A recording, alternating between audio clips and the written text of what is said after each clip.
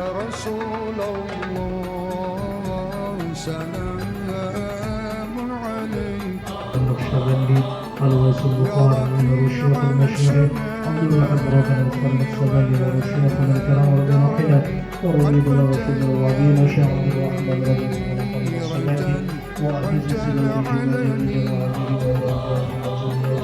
جمال وجميع الله تعالى خاصة له الشيخ صاحب الكتاب الشيخ صاحب تعالى الشكراني وجميع سلفنا وكل شيخنا معلمنا ونبينا القلب شيء مثل عزبة يدخل بها ميدان فكر.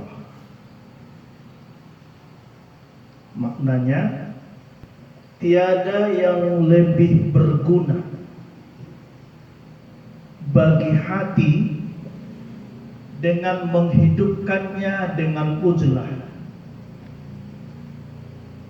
Karena dengan hati yang uzlah akan dapat memasuki lapangan tafakkur, berfikir tentang dirinya. Jadi Syekh Ibnu Athaillah ingin berkata,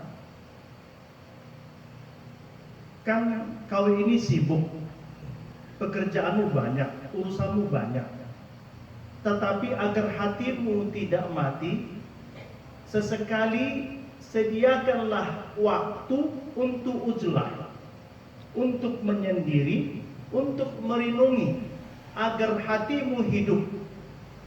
Karena dengan begitulah hatimu bisa berpikir jernih tentang dirimu.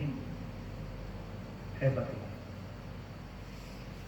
Saya selalu minta kepada Allah, ya Allah berikan ilham, berikan ilmu untuk mendapatkan makna ini. Jadi begini, sesekali sediakanlah waktumu untuk merenung. Misalnya, kalaupun di sini disuruh uzlah, disuruh suluk, tapi kalaupun tak sempat suluk uzlah untuk mengantar kepada suluk, siapkanlah waktumu. Entah tengah malam mau tidur, kan lagi tertidur begini, kata hikam ini, siapkanlah untuk merenung sebentar saja. Kira-kira begini, kalau aku mati, kira-kira aku sudah nyiapkan apa? Kan lagi-lagi tidur begini, biasanya kan suami kalau pengantin baru kan berhadapan-hadapan ya. Kalau pengantin lama, yang suami hadap ke kanan, hadap ke kiri, apalagi ada masalah, apalagi ada asuransi yang nggak bisa dibayar, apalagi nggak jadi belanja, udah tahu lagi deh. Tapi di sini udahlah dulu, jangan lalu pikirkan belanja itu, jangan lalu pikirkan yang lain itu, karena anak sudah ada, anak sudah besar, kan rumah sudah ada, walaupun kontrak, walaupun sewa. Tapi kata Syekh ini, sesekali berpikirlah dulu. Kalaupun tidak sendiri, bicara sama istri. Oma Butet,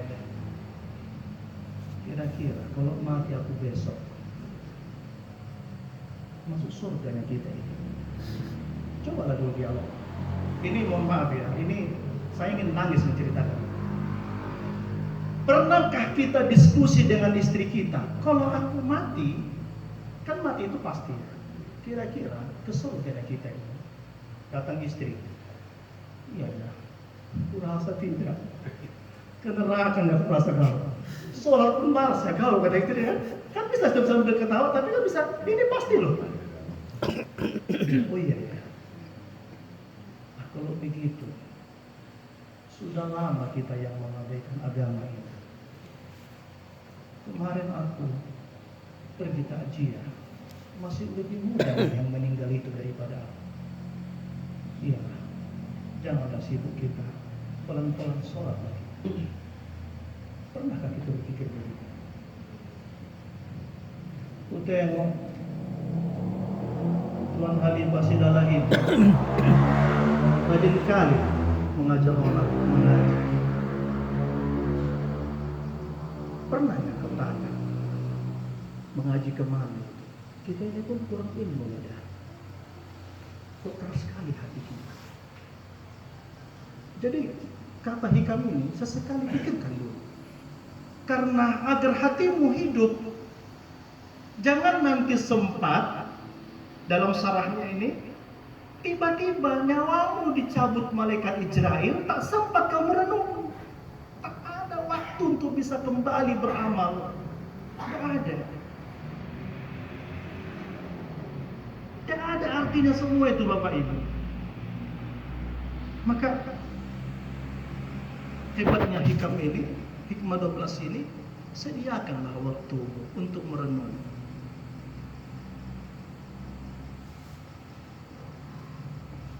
Aku pikir-pikir udah lama juga aku tak sholat. Padahal mati. Padahal aku sakit gigi pun gak tahan. Padahal aku kena bakar sikit itu pun menjerit. Apa aku ini sudah kebal api neraka? Mbak Udet, sholatlah kita ya. Cobalah renungkan. Jadi mau tidur, renungkanlah. Kira-kira kita ini kalau meninggal tiba-tiba besok, kemananya kita ini ditempatkan? Karena begitu sudah terbujur dibilang orang, sudah meninggal si Anu, dimandikan kau, dikafani kau, disolatkan kau, diantar ke dalam kubur, tinggal kau seorang diri. Disitulah dimulai kehidupan yang nyata itu. Mau bilang apa? Sampai Al-Quran mengatakan, Rabbana farji'na na'mal salihan inna muqinun. Kata Allah, kalau kau ingin tahu jutaan penduduk alam kubur sekarang, begitu mereka meninggal, apa doa mereka? Rabbana absurna wa sami'na farji'na na'mal salihan inna muqinun. Ya Allah, yang dulu aku anggar jago, yang dulu aku cuek, yang dulu kau orang mengaji kubiarkan, yang dulu aku sepele, sekarang kurasakan. Aku diminta pertanggungjawaban. Aku mendapat hukuman nyata kusaksikan dalam kubur ini. Nyata pembalasan Allah ini. Farji'na na'mal solihan. Bangkitkan aku sebentar saja. Aku ingin beramal soleh. Aku istighfar. Aku ingin bersedekah. Aku ingin sholat. Aku ingin berzikir. Tapi saat itu enggak ada cerita, enggak ada kabar orang dalam kubur bangkit untuk beramal. Maka siapkanlah waktu untuk merenung. Tuan dan puan yang dirahmati Allah, pulang dari sini nanti mau tidur, ajaklah ngomong anakmu, saudaramu, istrimu, terutama suami istri. Apa yang sudah kita siapkan?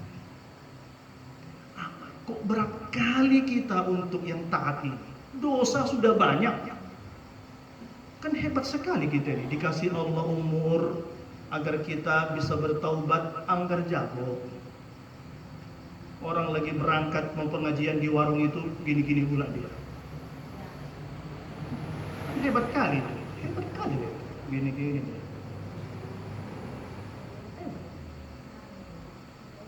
Jadi renungilah. Udah banyaknya hidup kita ini yang kita pergunakan yang main-main. Udah banyak. Sudah banyak dikasih Allah kadang-kadang ujian. Sudah banyak. Renungi. Karena apabila kau dikasih Allah ujian, kemudian agar kau kembali kepada Allah, tapi kau tak kembali-kembali, bahaya besar. Apabila kemudian bukan ujian lagi yang datang, tapi nyawa yang dicabut. Jadi tuan-tuan yang dirahmati Allah, kita seperti ini dikumpulkan oleh Allah, bersyukur kita. Ya Allah, ada waktu untuk mengaji. Maka mengajak orang mengaji itu bukan untuk kepentingan kita.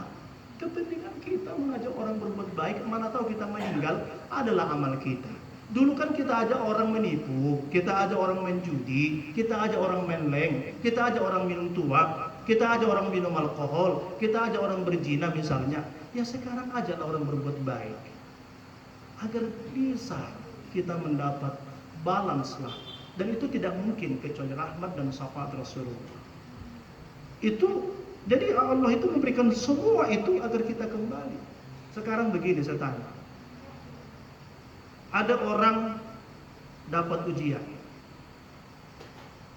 Tiba-tiba utangnya banyak lah. Janganlah utang ya, nampak kali banyak kali utang. Apa namanya kira-kira? Sakit lah, sakit. Sakit lah misalnya. Kira-kira begitu dia sakit, ingat kepada Allah. Sebenarnya dia ini ingat kepada Allah karena cinta kepada Allah atau karena sakit? Karena apa? Karena sakit atau karena cinta kepada Allah? Karena sakit. Pahami dalam-dalam saya bilang ini ya. Jadi sebenarnya bukan karena cinta kepada Allah jadi ya kan, karena sakitnya dia. Begitu sakit, ya Allah sembuhkanlah. Tapi kalau nggak sakit dia, kira-kira ingat kepada Allah. Jadi artinya ini supaya dalam ya, ini dalam ini ya. Artinya kalau begitu, kalau sudah ke Allahnya dulu, baru ke sakitnya.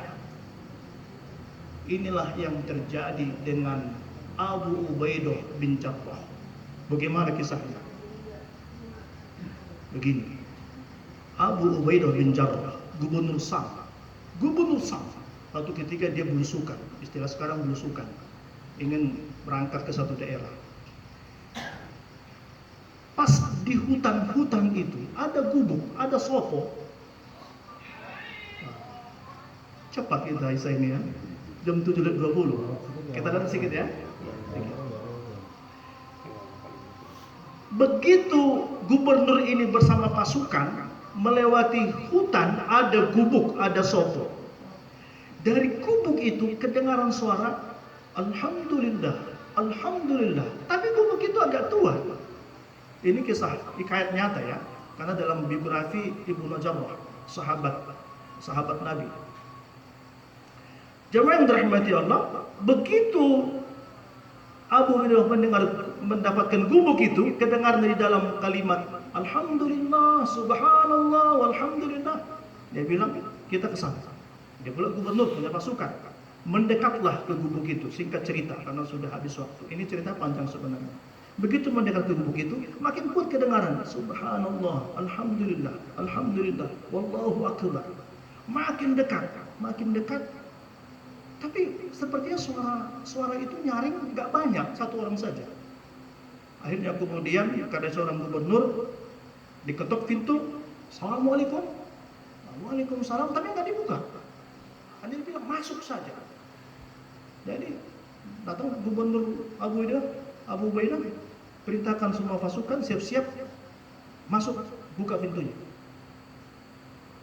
Gubernur Abu Ubaidah ini masuk duluan, dibuka pintu. Begitu dilihat masuk pintu, ternyata ada terbusur orang tua yang mengucapkan kalimat tahmid tadi. Alhamdulillah, Alhamdulillah, Subhanallah, Subhanallah, Alhamdulillah, Allahu Akbar. Makin dekat gubernur ini, dilihat orang tua ini sedang terkafar dalam kasur itu, dilihatnya matanya buta, dilihatnya kakinya buntung, dan tangannya juga tidak sempurna lah. Tapi kok bertasbih, Alhamdulillah, Alhamdulillah. Karena di gubernur, dia bertanya, Assalamualaikum, ya Syekh, ya Abdullah, wahai hamba Allah, wahai orang tua, wahai guru. Assalamualaikum, Waalaikumsalam. Kenalkan saya Abu Ubaidah, gubernur Sam, gubernur negeri ini. Iya, kenapa? Kami tadi melewati rumahmu ini, ternyata kau seorang diri di sini.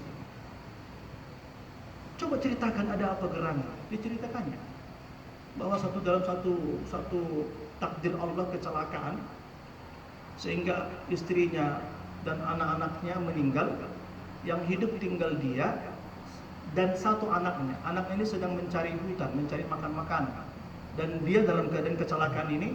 Kan pernah gak kita mendengar kecelakaan orang patahnya kaki? Ada kan?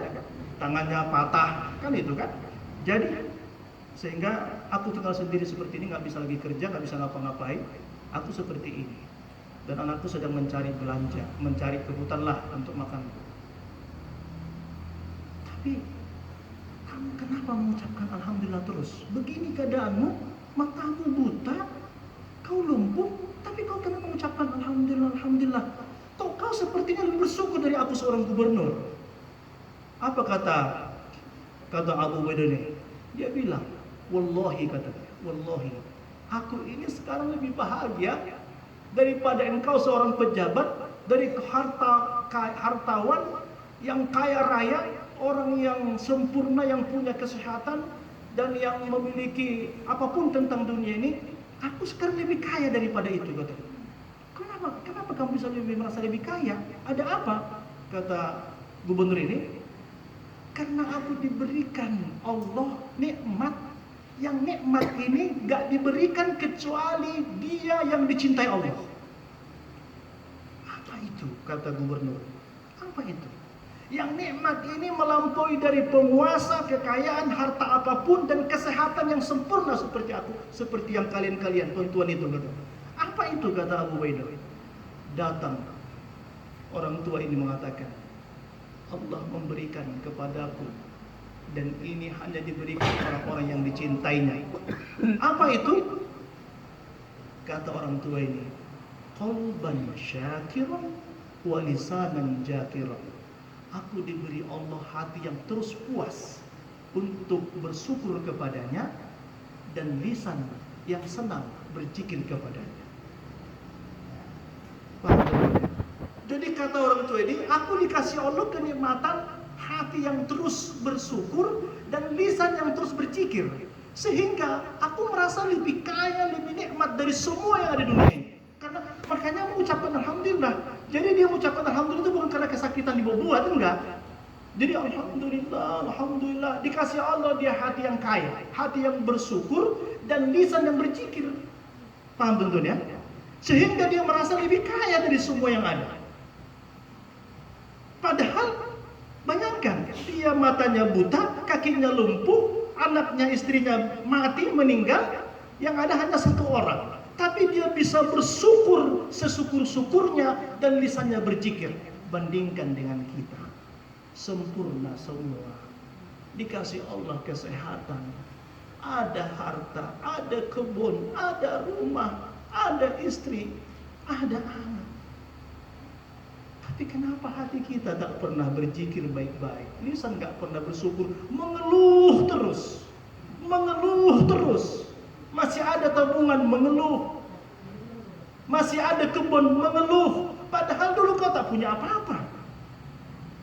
Yang kurang apa? Kau kurang bersyukur. Dan kata Allah, kalau kata bersyukur, maka ajabku akan pedih, akan kucabut nikmat itu.